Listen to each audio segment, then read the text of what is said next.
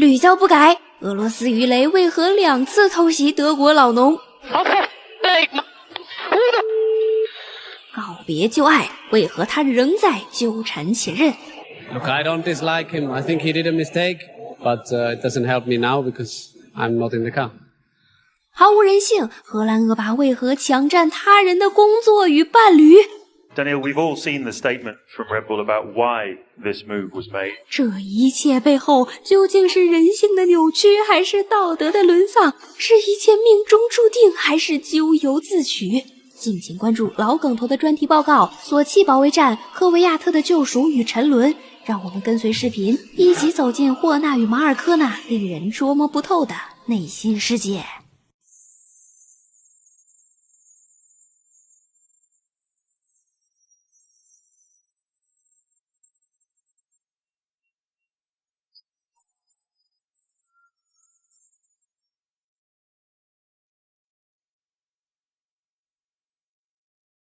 欢迎来到世界上最长的城市，也是今年不会再出现在 F1 赛历上的一座城市。它坐落于黑海旁，海岸线长达145公里，同时举办过2014年冬季奥运会。俄罗斯也在2014年重新回归 F1 赛历。这座城市就是索契，俄罗斯著名的度假胜地。这场比赛场下的精彩程度要远远高于场上，所以我会快速回顾2016年俄罗斯大奖赛的精彩时刻，然后聚焦于2016年 F1 第一件轰动围场的大事，那就是2位红牛车手之间席位的调换。好的，话不多说，我们这就开始。随着罗斯伯格再次拿下杆位，梅奔令人绝望的统治还在延续，而他的队友汉密尔顿在排位赛 Q3 涡轮增压器的混合动力系统发生故障，没做出有效圈速，只能从第10位发车。这和他在2周前的中国站遭遇一模一样，只能说这个赛季汉密尔顿遭遇了天崩开局。但尽管他的积分只比罗斯伯格的一半多一点，但梅奔的2位车手还是稳坐积分榜1、2。博塔斯紧跟罗斯伯格头排发车 ，Kimi 第3，马萨第4。威廉姆斯在高速赛道的优势还是非常明显的，而维特尔尽管排位赛仅仅落后罗斯伯格 0.7 秒排在第2，但因为更换了变速箱，所以被罚退5位发车。科维亚特排在第8。维斯塔潘继续着自己的强势表现，再次进入 Q3， 而今天的故事将在他们3个之间展开。五盏红灯熄灭，比赛开始。索契赛道第一个重刹区是2号弯，而在这之前有一条非常长的全油门路段，即使在没有 DRS 的情况下，只要起步不昏厥，那么很有可能在2号弯通过尾流效应超过前方的车手。Kimi 就这样超过了自己的老乡博塔斯，但这也会造成2号弯十分拥堵，2车并排，3车并排，有碰撞，不少赛车直接走了逃生通道。一转眼，维特尔旋转着冲出了赛道，一头栽到护墙上，然后留下了那条被人广为传颂的经典 TR。Oh, I'm out! Crash! Somebody hit me in the rear, turn 2, and then somebody hit me in the rear again in turn 3. For sake, honestly, what the f*** are we doing here? 原来是在2号弯之前，科维亚特就锁死了轮胎，追尾了维特尔。维特尔又顶到了科维亚特的队友里卡多，里卡多的前翼又割爆了佩雷兹的轮胎。这一套画劲儿，博塔斯看了都直呼内行。然而在接下来的3号弯和4号弯，科维亚特再次追尾维特尔。在上一站，维特尔刚给科维亚特起了鱼雷这个外号，那科维亚特必须得反击啊！这就是科维亚特的反击。中国站第一圈的碰撞之后，维特尔在赛后休息室指责科维亚特强行插入内线，导致自己撞上了队友 Kimi。You came like a torpedo. Well, it's racing. Racing, but you know, if I keep going the same line, you'll crash. Don't keep going. Yeah, but there was a car on the left also. Well, That's hold why on, I hit the other I car. can see all the 3 cars, man. Go on. I have only 2 eyes. 2 cars. You crash if you do like that. But we didn't. Yeah, you did it. 不过照科维亚特这么说，那其实这次事故也能解释得通。他的2只眼睛现在只有身前的汉密尔顿和佩雷兹看不见维特尔，所以你维特尔为啥要故意开到我面前送人头呢？这下科维亚特10秒 stop 够罚时跑不了了。维特尔更是亲自载着马修开起了小摩托车，还不戴头盔。维特尔曾经应该也是个洛圣都居民，懂得按 F 抢车的原理吧。回到维修区后，维特尔也去找了前任霍纳打小报告，你科维亚特什么的都在接替我的位置，他能开吗？没这个实力知道吧？然而第一圈的事故不止如此，霍肯伯格也被库铁雷兹击中，然后又把汉阳托带走了。这场事故直接导致霍肯伯格和汉阳托退赛，赛会也出动了安全车。胞胎的佩雷兹、科维亚特和里卡多纷纷进站，红牛更是来了个龟速版的 double stack。科维亚特第一次撞上维特尔之后，隔山打牛砸到了里卡多，这导致里卡多不得不走逃生通道。科维亚特神奇地来到了里卡多身前，这次 double stack 长达 12.8 秒和 9.9 秒，红牛可以说是损失惨重。出站后，科维亚特第19，里卡多第17。比赛第4圈就重新开始了，博塔斯从 Kimi 手里同样利用尾流效应夺回了第2名的位置，剩下的比赛里就是汉密尔顿的超车秀了。他在第1圈躲过了所有事故，来到了第5，并在接下来的几圈内接连超过马萨还有 Kimi， 最终来到博塔斯身后。为了守住领先的位置，博塔斯在第17圈就首先进站，汉密尔顿在接下来的1圈就做出回应，也进站了。不过威廉姆斯的策略还是输给了性能强大的梅奔赛车。第19圈，博塔斯被汉密尔顿超过。而就在经历了赛季初策略组的昏厥表现之后，波法这次终于没再坑 Kimi 了，成功 overcut 掉了博塔斯。最终呢，比赛也就这样平淡的结束了。罗斯伯格拿下了职业生涯第1次大满贯，杆位、最快圈、分站冠军全都收入囊中，并且领跑每一圈。维斯塔潘在第6位置上的动力单元故障也差不多是唯一的亮点了。红牛的4支车队也是颗粒无收，里卡多和科维亚特第2圈就换上了中性胎，一跑到底，到最后落到了被马格努森、格罗斯让和阿隆索爆锤的地步。而这一切的罪魁祸首无疑只有一个人，主场作战的科维亚特。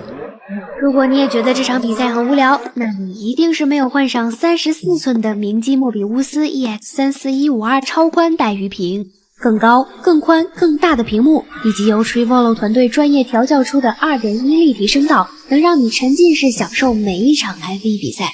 即使是梅奔统治的 V6 时代，你也可以体会到引擎的嘶吼。看比赛之余，赛车游戏也是我们车迷不可或缺的娱乐活动。而明基莫比乌斯 EX34152 的机械风外观可以说是完全符合我们的口味。同时 IPS 曲面屏可以让色彩、色准大幅提升，且可视角度更广，让你全方位感受轮对轮的较量。就算面对地平线5中各种复杂的地形，莫比乌斯 EX34152 144赫兹的刷新率、1毫秒 MPRT 的响应速度与 AMD FreeSync Premium 的强大配置，也会保证给每一位玩家带来最流畅丝滑的游戏体验。之前我用笔记本电脑玩游戏时，玩久了眼睛经常会感到干涩疲惫，但使用莫比乌斯 EX34152 时却不会有这种烦恼，因为它的5大眼模式，特别是 BI 加智慧调光技术，能长时间呵护玩家的双眼，让其畅玩游戏无压力。总之，如果你也是赛车游戏爱好者，那么这台显示器你一定不要错过。比赛结束后仅仅4天，就在科维亚特在家中观看热播美剧《权力的游戏》时，他收到了一条彻底改变了自己职业生涯轨迹的消息，那就是他将与小红牛车队的超新星维斯塔潘交换席位。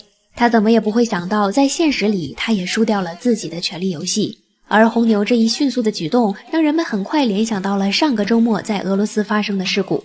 但红牛青训主管马尔科立刻采取行动，声称这次席位的交换并不是对科维亚特的一次降级处罚，而是为了保护他不受外界舆论的影响。在当时很多人眼里，科维亚特和维斯塔潘席位的交换是必然发生的，只不过发生的太早了。毕竟科维亚特在中国站刚刚取得第3，拿下了红牛车队2016赛季的第1个领奖台。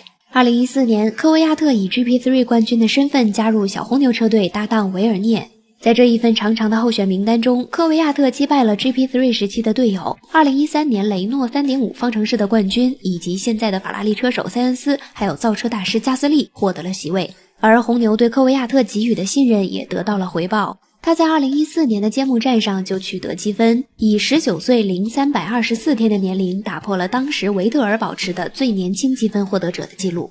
但一整个赛季下来，科维亚特只有8分，维尔涅则取得了22分。赛季初，马尔科曾对维尔涅说，下个赛季的小红牛不会有他的位置了，但承诺如果维特尔离开红牛，那么维特尔留下的位置就是他维尔涅的。很显然，马尔科自己都忘了这个承诺。当维特尔追逐梦想去，被提拔进入大红牛的是年仅20岁的科维亚特。所以宁可相信哈斯会还马泽平赞助费，也不要相信马尔科说出来的鬼话。但这就是红牛青训乃至整个 F1 世界的残酷。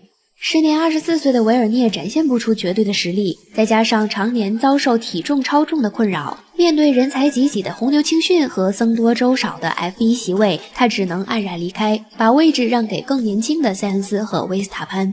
而大红牛也有充分的理由选择比维尔涅小4岁的科维亚特。进入大红牛的第一年，虽然在排位赛以5比14遭到队友里卡多的碾压，但红牛赛车糟糕的稳定性让里卡多在年终积分榜上以3分之差败给了科维亚特。匈牙利站，科维亚特从第7追到第2，收获了他的第1个领奖台，这是红牛车队在那个糟糕的赛季中为数不多的亮点。但小红牛车队的一颗超新星维斯塔潘引起了所有人的关注。维斯塔潘在2015年揭幕战就以17岁零180天的年龄打破了科维亚特刚捂热乎的最年轻获得积分车手的记录，更是在匈牙利站和美国站拿下第4，在一整个赛季里以绝对的速度击败了队友塞恩斯。2016赛季前4站比赛，维斯塔潘又连续闯入 Q3， 他亮眼的发挥和科维亚特的昏厥开局形成了鲜明的对比，包括法拉利在内的很多车队都对维斯塔潘动了心思。当时围场内对 Kimi 退役的传闻就不少，而且领队阿德里巴贝内在被问到 Kimi 的问题时也是含糊其辞，同时对维斯塔潘保持着一种暧昧的态度。在吃到维特尔的福利之后，红牛肯定不会放过再一次造星的机会。2014年，维斯塔潘与红牛签署的合同是2+1，这个1就是为了给维斯塔潘提拔到大红牛所准备的。如果维斯塔潘没有进入大红牛，那么他将脱离红牛体系。而且在与各自队友的竞争当中，维斯塔潘的表现要远远超过科维亚特。在2016年好不容易拥有一辆能跟上前排赛车速度的 RB12 后，为什么还要等维斯塔潘在小红牛冒着被其他车队挖走的风险再锻炼1年呢？说不定又可以打造出一段维特尔式的成功案例呢。从商业的角度来看，无论是正面还是负面的影响，维斯塔潘也更符合红牛的形象。绝对的天赋，无与伦比的速度，搭配上急躁的性格，阴晴不定的情绪，都不用打造什么人设。维斯塔潘本人就是一个活脱脱的争强好胜而又不惧危险的年轻人形象，和红牛动不动就要你命的各种活动也是十分的吻合。里卡多就更不用说了，在 F1 围场里往笑声最大的那片人群里面走，里面一定站着一个咧着大嘴的里卡多，而科维亚特却很安静。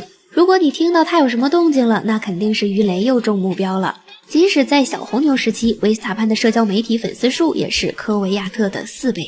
接下来的西班牙站绝对是让科维亚特最感到绝望的一站。开局梅奔内斗双退后，维斯塔潘顶住了 Kimi 10多圈的攻击，在被提拔到大红牛的第1场比赛里就获得了自己的第1座分站冠军，也成为了最年轻的 F1 分站冠军。而科维亚特呢，则倔强地拿下了一个最快单圈以示回击，并在赛后表示，如果那辆 RB12 里坐着的是自己，那么这站的冠军将会是我科维亚特。但科维亚特的命运在西班牙站后急转直下，对小红牛赛车的不适应以及心态崩盘，导致他一整个赛季都没缓过来。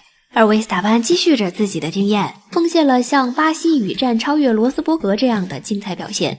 即使在中国站拿到第3，科维亚特的年终积分却只有塞恩斯的1半。2017赛季，科维亚特持续着低迷的状态和自己的鱼雷表演，英国银石直接把塞恩斯送走，而且频频拿不到积分。队友塞恩斯的稳定表现与新加坡站的退赛成为了压垮红牛留住科维亚特的最后一根稻草，顶替他的是加斯利。美国站，塞恩斯加盟雷诺顶替帕尔默之后，科维亚特短暂回归小红牛，但尽管拿到了积分，小红牛还是选择用2016和17年 WEC 世界冠军布兰登·哈特利代替他的位置。在墨西哥站的官方新闻稿上，红牛甚至都没有提到科维亚特的名字，他就这样被红牛毫无声息地逐出了家门。虽然在围场上不如意，但是生活中却有了新的进展。他在2018年和3届世界冠军尼尔森·皮奎特的女儿凯莉·皮奎特相恋，并在红牛青训青黄不接以及老丈人光环的加持下，于2019年重返小红牛。6月，科维亚特与凯莉有了一个女儿，但仅仅半年后两人便分手。科维亚特的赛车生涯也再次迎来转折。在加斯利被重新贬回小红牛之后，马尔科再次忽略掉了科维亚特，选择了更年轻的阿尔本。尽管科维亚特经常表示这个大红牛席位应该是自己的，但已经25岁的科维亚特已经没有了年龄上的优势。更加扎心的是，凯莉·皮奎特在与科维亚特分手时，在 ins 上写下了 Nothing in your life can live without a possible replacement。 1年之后，他果然找到了自己的 replacement。 First I'm gonna take your ride, then I'm gonna take your girl. Get ready for that. 维斯塔潘。2020年10月，凯莉正式宣布了2人的恋爱关系。科维亚特也在2个月之后结束了自己的 F1 赛车生涯，让位给2020年 F2 季军角田。00后 F2 菜鸟赛季季军又来自本田所在的日本。在科维亚特连续2个赛季被加斯利击败后，红牛没理由不用角田换下已经26岁的科维亚特。科维亚特第一次进入小红牛被给予了厚望，第2次更像是一石多鸟的政治操作，第3次则是意料之中。他创造了俄罗斯车手在 F1 的最好战绩。他曾经被击倒，但又站了起来，却再一次倒在了 F1 围场无形的竞争当中。2021年，科维亚特成为了 Alpine 车队的预备车手。在今年皮亚斯特里来到车队后，科维亚特又签约了俄罗斯车队 G-Drive Racing 征战 WEC。但由于车队老板兼车手鲁西诺夫拒绝 FIA 提出的以中立身份参与比赛的歧视性条件，而退出今年的 WEC 赛事。科维亚特的赛车生涯还会继续，我们也希望在世界级的赛车赛事中继续看到他的身影。他的成绩不算出色，但绝对没烂到让马尔科这么霍霍的地步。